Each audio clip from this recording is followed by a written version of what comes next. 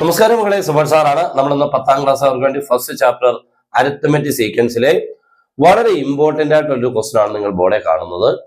ഇതേപോലുള്ള ക്വസ്റ്റ്യൻസുകൾ പഠിച്ചോണം, ഷുവറായിട്ട് ചോദിക്കും. അതൊരു ഓൺ എക്സാമിന് മാത്രമല്ല, നിങ്ങളുടെ പബ്ലിക് എക്സാമിനും ഉറപ്പായിട്ടുണ്ടാവും. ഇത് ചെയ്യുന്നത് വളരെ ഈസി ആയിട്ടുള്ള മെത്തേഡാണ് കാണിക്കാൻ പോകുന്നത്. പിന്നെ നമ്മുടെ ഓൺലൈൻ ക്ലാസ് ഉണ്ട്, ജോയിൻ ചെയ്യാം.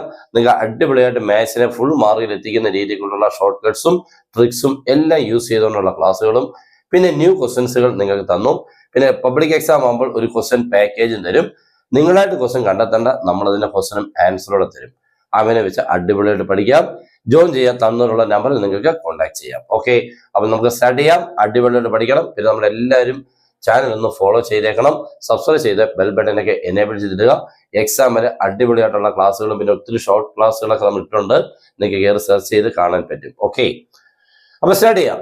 Third term of an arithmetic sequence is 15 എന്ന് പറഞ്ഞാൽ ഒരു അരിത്മെറ്റിക് സീക്വൻസിന്റെ മൂന്നാമത് നിൽക്കുന്ന ആള് 15. ഇനി ഇച്ചിരി മാറി ഒരു 8ാമത്തെ സ്ഥാനത്ത് നിൽക്കുന്ന ആള് 35.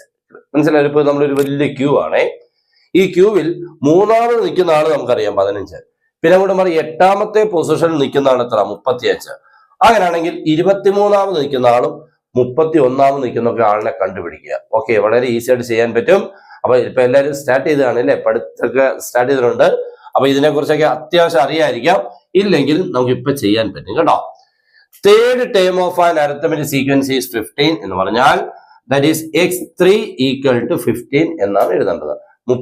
മൂന്നാമത്തെ ടേം എന്നല്ലേ, മൂന്നാമത്തെ ടേം ആകുമ്പോൾ x3. അപ്പൊ ഇതിനൊരു ഫോർമുല ഉണ്ട് മോനെ. x3 എന്ന് പറഞ്ഞാൽ f പ്ലസ് 2d സമം ആരെന്നാണ് 15. അതവിടെ നിൽക്കട്ടെ. ഇനി 8ാമത്തെ ടൈം 35. 8ാമത്തെ ടൈം എന്ന് പറയുമ്പോൾ നമ്മൾ ഇതിനെ ഡിനോട്ട് ചെയ്യേണ്ടത് x8 ഈസ് ഈക്വൽ എത്ര? 35. അതിനും വേണേ ഒരു ഫോർമുല എഴുതാം. f plus 8 7d. അപ്പൊ നിങ്ങൾക്ക് ഇപ്പം ഇത് രണ്ടും എഴുതിയപ്പോ ഒരു ലോജിക്ക് കിട്ടിയില്ലേ മോനെ? മൂന്നാമത്തെ ടൈം ആയപ്പോൾ f പ്ലസ് 2d ആയി, ഇത് 3 ആയപ്പോൾ ഇത് 2 ആയി. 8ാമത്തെ ടൈം ആയപ്പോൾ f പ്ലസ് 7 ആയി, ഇത് 8 ആയപ്പോൾ ഇത് 7. അപ്പോൾ എല്ലാ ടൈമും തുടങ്ങുന്നത് എന്താ മോനെ? ഏത് ടൈമിന്റെ ഫോർമുലയും f പ്ലസിലാണ് തുടങ്ങുന്നത്. എന്നിട്ട് ചോദിച്ചേക്കുന്ന ടൈം 10ാമത്തെ ആണെങ്കിൽ 9d, 8ാമത്തെ ആണെങ്കിൽ 7d, 25ാമത്തെ ആണെങ്കിലോ 24d. അപ്പൊ എപ്പോഴും f പ്ലസ് എന്ന് തുടങ്ങിക്കൊണ്ട് ഈ ചോദിച്ചേക്കുന്ന ടൈമിൽ നിന്ന് ഒന്ന് കുറച്ച് d പറഞ്ഞാൽ മതി, നമുക്ക് ഫോർമുല കിട്ടും. ഓക്കെ, അപ്പൊ ഞാൻ രണ്ടിന്റെ ഫോർമുലാസ് ഒക്കെ എഴുതി. അപ്പൊ d ഈസ് ഈക്വൽ ടു നമ്മുടെ ഫോർമുല ഇതാമോനെ, time difference divided by position difference. Time difference by position difference. Okay, എല്ലാവരും ഈ ഫോർമുല മറക്കരുത്. ഈ ടേം ഡിഫറൻസ് എന്ന് പറഞ്ഞാൽ ഇത് രണ്ടും അങ്ങനെ ടേംസുകൾ, ഇത് രണ്ടും പൊസിഷൻസുകൾ. ശരിയല്ലേ? മൂന്നാമത്തേത് 8ാമത്തെ അത് പൊസിഷൻസുകളാ. ആ ടേംസുകളായിരിക്കും 15 35. അപ്പൊ നമ്മൾ എന്ത് ചെയ്യാന്നറിയാമോ? ഈ 35 15 മൈനസ് ചെയ്ത് മണ്ടയ്ക്ക് എഴുതണം. 35 മൈനസ് 15. ഈ ടേംസുകളുടെ പൊസിഷൻസുകൾ ഡിഫറൻസ് താഴെ. ഓക്കെ അല്ലേ? 35 മൈനസ് 15 എത്ര മോനെ? 20 ആണ് അല്ലേ? 35 15 20 ബൈ 8 മൈനസ് 3 5 സമയം എത്ര കിട്ടി മോനെ? 4. അപ്പൊ നമുക്ക് d കിട്ടി, കോമൺ ഡിഫറൻസ് കിട്ടി. ഇനി എന്താ വേണ്ടത്? ഫസ്റ്റ് ടൈം വേണം. ആ അരിത്മെറ്റിക് സീക്വൻസ് സ്റ്റാർട്ടിങ് വേണം. സ്റ്റാർട്ടിങ് വേണമെങ്കിൽ ഈ രണ്ട് ഫോർമുലാസ് എഴുതിയിട്ടില്ലയോ, ഏതെങ്കിലും ഒരെണ്ണം ഇങ്ങോട്ട് എടുത്ത് എഴുതാം. f പ്ലസ് 2d സമം എത്ര മോനെ? 15. അവിടെ ഡിക്ക് നമുക്ക് ഇപ്പൊ കിട്ടിയ 4 എന്ന് കൊടുക്കാവില്ല. അപ്പൊ 2d എന്ന് പറയുമ്പോൾ 2 ഗുണം 4 8 എന്ന് വരത്തില്ലയോ? That is f plus 2 into 4 8 equal എത്ര മോനെ? 15. എങ്ങനെ 8 വന്നത്? ഈ d യുടെ സ്ഥാനത്ത് 4 എന്ന് കൊടുക്കും. d യുടെ സമം 4 അല്ലേ? 2 ഗുണം d, 2 ഗുണം 4 8.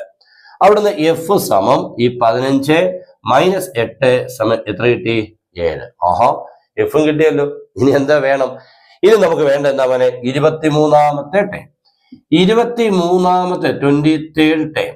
23rd ടൈമിനെ നമ്മൾ ഡിനോട്ട് ചെയ്യേണ്ടത് x23 എന്നാണ്. അതിന്റെ ഫോർമുല ഇപ്പൊ നമ്മൾ പറഞ്ഞേ ഉള്ളൂ. എഫ് പ്ലസ് എത്ര d ആ? 22d. നമ്മൾ പറഞ്ഞില്ലയോ, 23ാമത്തെ ആണെങ്കിലും 55ാമത്തെ ആണെങ്കിലും എത്രാമത്തെ ആണെങ്കിലും എഫ് പ്ലസ് എന്ന് തുടങ്ങിക്കൊണ്ട് ഒന്ന് കുറച്ച് d പറയണം. That's okay. അപ്പൊ F plus 2d that is F എത്ര ആയിരുന്നു മോനെ? എഫ് ഇവിടെ ഉണ്ടായിരുന്നല്ലോ 7 അല്ലേ? പ്ലസ് 22d എന്ന് പറയുമ്പോൾ 22 ഗുണം 4. d എത്രയായിരുന്നു? 4. അപ്പൊ 22 ഗുണം 4 സമം 7 പ്ലസ് 22 ഗുണം 4 എത്ര മോനെ? 88. രണ്ടോട് കൂട്ടുമ്പോൾ 95. ഇതൊന്നും മോനെ 95.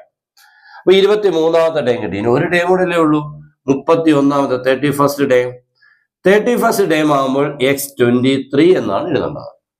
Sorry, x31. 23 കഴിഞ്ഞല്ലോ, 31. അങ്ങനെ എന്തായിരുന്നു formula? F plus 30d. F plus 30d. F എത്ര ആയിരുന്നു മോനെ? 4 അല്ലായിരുന്നോ? ഇവിടെ കൊണ്ടായിരുന്നു 4 ആണോ 7 ആണോ? 7 ആണ്. ഓക്കെ, അത് ഡി ആയിരുന്നു മറ്റേത്. അപ്പൊ എങ്ങനെ വരും? 7 പ്ലസ് 30 ഇൻറ്റു ഡി ആണ് എത്ര? 4 സമം 7 പ്ലസ്. മോനെ ഇങ്ങനെ വരുമ്പോ ഇൻറ്റു ചെയ്തിട്ട് പ്ലസ് ചെയ്യാവുള്ളൂ കേട്ടോ. അല്ലാതെ 7 പ്ലസ് 30 ചെയ്തിട്ട് 4 കൊണ്ട് ഇൻറ്റു ചെയ്ത തെറ്റാണ്.